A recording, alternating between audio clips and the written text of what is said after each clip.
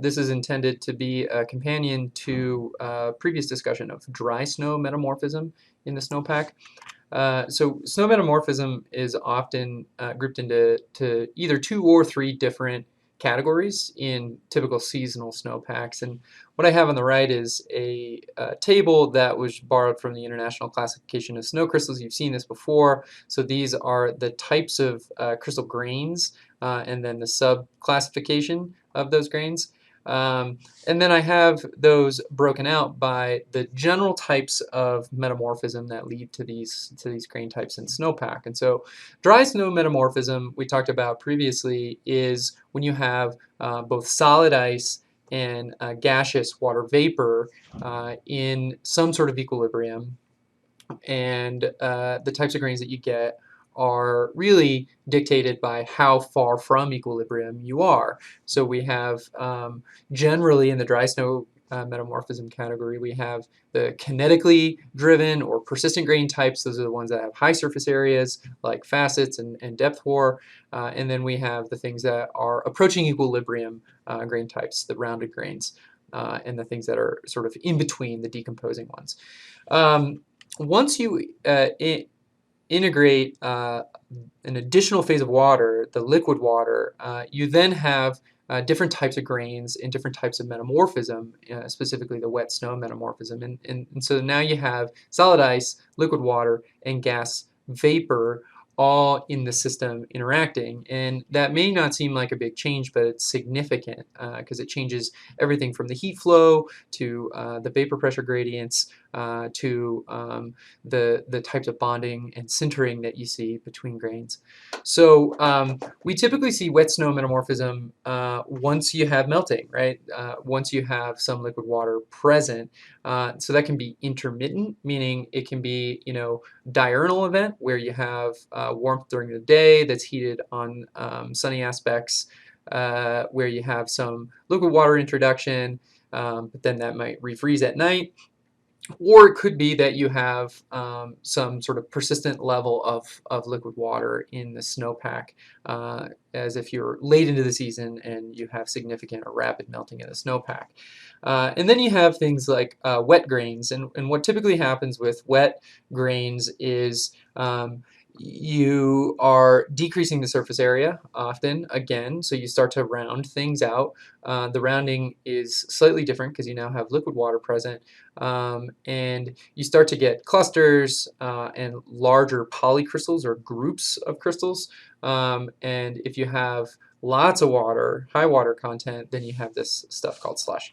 The third category, which actually includes some dry and some wet snow metamorphism, and is sometimes a separate category and sometimes not, depending on the text you're reading and who's categorizing them, is this category called melt-freeze recrystallization. And this is when you have usually a pretty significant radiation effect, where you get some radiative cooling often during the night and heating during the day. It could also be a latent heat effect where you have crusts that form due to new snowfall or new precipitation on the surface. But typically we're talking about ice and crystals that form adjacent to crust or ice layers, because they behave slightly different than just a sort of clean-cut dry snow or wet snow metamorphism that we've talked about this.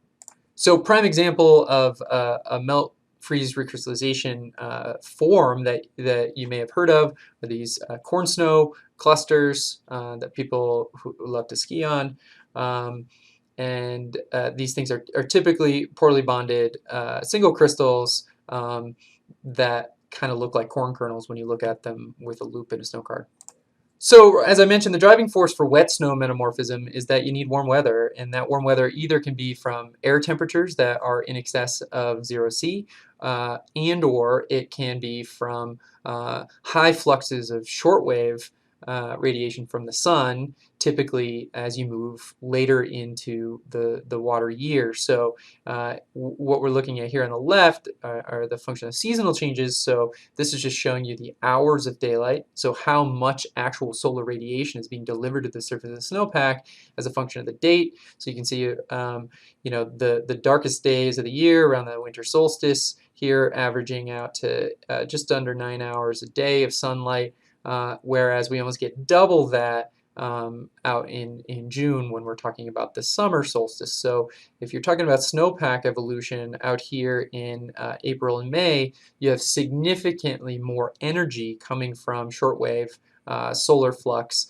than you do in the sort of dead of winter. And so that can start to introduce more liquid water to the system, which then facilitates more rounding and bonding in the snowpack. The other type of change that we have are just the simple diurnal changes, and both of these things can be happening simultaneously, right? We can have more sun during the day, which may heat up the temperature of the snowpack to the day to a melting temperature, and that may melt it mostly at the surface, because remember, most of the sun is attenuated in the first 10 centimeters of the snowpack, and then as the sun goes down at night, the long wave IR may cool the surface and we may get freezing again. Or it could be that it's so warm that the day and night temperature aren't that different, and we end up having massive snowmelt events. So we need to go back to our phase diagram for water. So we have the pressure, temperature, or PT phase diagram for water. Remember, we have solid over here, liquid here, and vapor here. And we have this, which we call the liquidus line, and E sub S is really representing that saturation vapor pressure over liquid. And E sub Si is the saturation vapor pressure over ice, slightly different, remember. What happens once you introduce some liquid component into this system, what you've essentially done is, as long as both liquid and solid are present in the system, you're stuck at 0 C in the system. You're not any higher or any lower. You're right at 0 C. And what we call that in phase equilibria lingo is that the system is pinned, the temperature is pinned at the local melting point at that ice-water interface. And so it's stuck there, it's not moving. And the driving force here is that since we don't have huge thermal gradients, because the ground is at 0 degrees and the surface is essentially at 0 degrees if we're pinned at the melting point on the phase diagram where the purple is here, then we're near equilibrium. We're what we call isothermal, meaning that the snowpack doesn't have any significant temperature gradient to drive any kinetic metamorphism. And so we're near equilibrium, which means we're rounding. What's especially interesting when you have this ice liquid equilibrium and you're pinned at that melting point is that the melting temperature of individual snow grains is reduced over convex pointy surfaces, and it's raised over concave surfaces. What that means is the more convex or pointy or dendritic shapes, the high surface area shapes that are sort of staples of kinetic growth, what the universe doesn't want, those things melt at a lower temperature, or they melt easier than the concave structure. So essentially what you get is this net rounding event where the convexities go away while the concavities stay in the.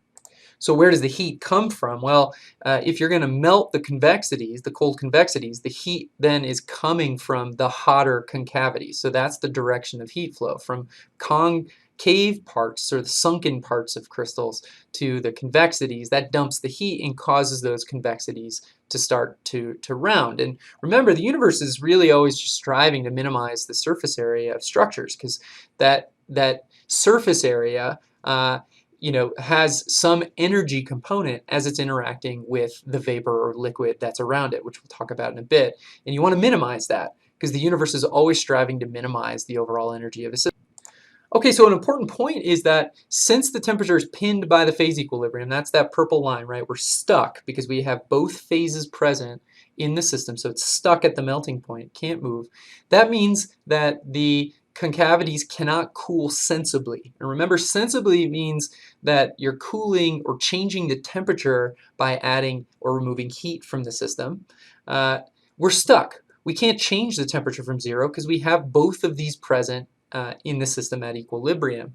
And so the only heat flow is occurring by releasing latent heat when the liquid is frozen. So phase changes here are the things that are responsible for heat flow, which is why we call these latent heat transformations and not sensible heat transformations. And remember, that's simply because we're pinned at a constant temperature, and sensible changes in heat require changes in temperature based on the heat capacity of whatever that substance is. So by sort of the same argument, the convexities can't warm, they heat up because they're absorbing that heat by melting through the latent heat of that phase change from solid to liquid. So a pretty crude drawing here is here Q or heat is flowing from the concave parts of a high surface area crystal to the convex parts. So from these low points to these high points, that's causing freezing and melting, and that's the direction of heat flow. And the cumulative effect is that you end up with these rounded ice grains with liquid water at the interface. Another point that may feel nuanced but it's pretty important is that heat transfer is a function of the grain size. And so another crude drawing here, smaller grains, they melt faster. So if you think about the rate at which heat can move through an object, tiny little objects can heat much faster than large objects. And so you end up sort of growing larger crystals at the expense of smaller ones. And we call this process ripening. And so in this case, the snowpack is rounding and ripening, which means small grains disappear at the expense of being added or freezing onto the larger grain. The net outcome then is you have a bunch of rounded grains that are interacting, large round grains that are interacting with each other that can start to form bonds or clusters between grains. And we've seen that picture before in dry metamorphism because you can form bonds between grains when you have low moisture content in dry snow, although the bonding is not nearly as prevalent as it is when you have a liquid phase that can facilitate that bonding, and I'll show you why. But typically for a polycrystal or a cluster, you have a grain. A typical grain is a single crystal, and then the bond forms, and we have the neck, which we also call a grain boundary. And the grain boundary is essentially just the junction at which a new crystal starts. So we have a bunch of water molecules arranged in one lattice here, and then we have another one here, but they're not contiguous as the same crystal. They may be rotated in space, which is why we have a grain boundary. And this is an electron micrograph of a single rounded grain and then the grain boundaries at additional grains. And remember always, again, the universe is striving to decrease the overall interfacial energy of the system, the surface energy of the system. And by connecting or forming bonds, these clusters are now decreasing their surface that's in contact with the universe, which is effectively lowering its interfacial energy. And so that's the driving force for rounding and sintering. And when you have liquid water present, this sintering and the bonding can actually occur faster. So with dry snow and dry snow metamorphism, like we talked about before, we have a picture that kind of looks like this. In dry snow, we really have two interfaces. That's it. We have solid-solid interfaces, so there's an interfacial energy associated with that, which is this gamma SS. So that's 65 millijoules per square meter of contact between those grains, as long as it's a solid ice and solid ice. And then we have the solid vapor interface, which is this gamma SV, which has almost double the interfacial energy. And so remember, we're trying to reduce that. So one effective way to reduce the solid vapor interface energy is by making more solid-solid interface energies. And that's the driving force for sintering or bonding in dry snowpack. In wet snow, where we have all three phases present, we have a more complex set of interfaces. We have four. And we now have the solid vapor, so that's ice and vapor, that's 109, just like we had before. And we have, again, the solid solid, which is 65, but now we have this new one, which is solid liquid at 33, and liquid vapor at 76. So we have essentially all the phases present. And we have liquid water, which facilitates the diffusion of water molecules at all three of these interfaces at a much faster rate than what you get in dry snow. And it's the net reduction, the overall reduction of all of these energies that is the driving force and the trajectory towards equilibrium for the grain bonding and sintering in the wet snowpack. So what you get is something that looks like this. This is a micrograph, an optical micrograph of a cluster of ice crystals that have undergone some series or duration of wet snow metamorphism. But what's important, and I left the caption in here, is that these clusters did not arise from melt-freeze cycles, but because they minimize surface free energy, which is what we just talked about. Surface free energy is the same thing as interfacial energy. Free energy just refers to a specific flavor, which is the Gibbs free energy, which includes both entropy and enthalpy. That's a topic for a chemistry course. So in wet snow metamorphism, we can have a low water content, which means we still have all three phases. We just don't have a lot of water. It means we haven't allowed this to occur for very long. We end up with these clusters that look like this. This is like a perfect corn snow cluster. And in those circumstances, we end up with pretty strongly bonded grains, meaning there's lots of bonds to individual grains, and the bonds are quite strong, quite robust, because there's not that much liquid water to form lubrication between grains. And if you have too much liquid water, you can actually start to dissolve grain boundaries back into individual grains. This is often the recipe for what we call wet slabs or wet avalanches in the spring, because there's enough cohesion between grains to form clusters and polycrystals that there's stiffness and an increase in density at the top of the snowpack where this wet snow metamorphism is occurring. The contrast to that is when you have a lot of water, so we call water saturated snow, aka slush.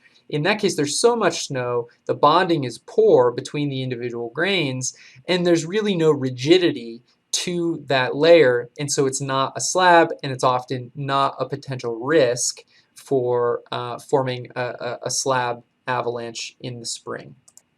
Okay, last thing I want to mention with wet snow metamorphism is that you typically can find some pretty significant evidence of wet snow metamorphism by looking at the surface bed forms of the snowpack. This is a photo I took in the Chugach Range a few years ago that showed these things called surface runnels.